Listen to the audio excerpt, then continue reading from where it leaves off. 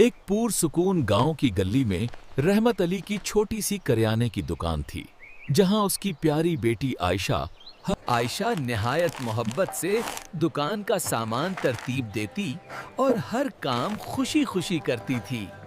वो ग्राहकों को मुस्कुराकर सलाम करती और बच्चों को टाफियां देकर खुश कर देती थी।